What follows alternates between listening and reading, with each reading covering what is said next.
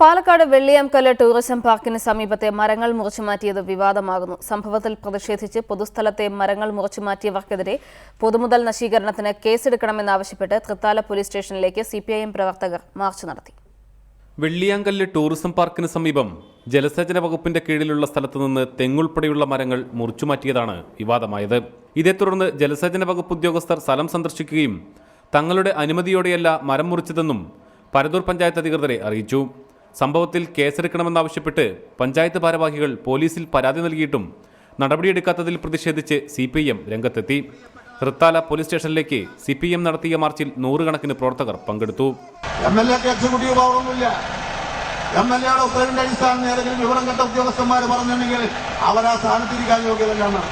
സംസ്ഥാന പൈതൃകോത്സവത്തിന് വേദിയൊരുക്കാനെന്ന പേരിലാണ് പാർക്കിന് സമീപത്തെ മരങ്ങൾ മുറിച്ചുമാറ്റിയത്. ജലസേചന വകുപ്പിന്റെയോ പഞ്ചായത്തിന്റെയോ അനുമതിയില്ലാതെ മരം മുറിച്ചതാണ് വിവാദത്തിന് കാരണമായത്. എന്നാൽ ആരോപണങ്ങൾ രാഷ്ട്രീയ പ്രേരിതമാണെന്നാണ് പൈതൃകോത്സവം സംഘാടക സമിതി വ്യക്തമാക്കുന്നത്. റിപ്പോർട്ടർ, പാലക്കാട്.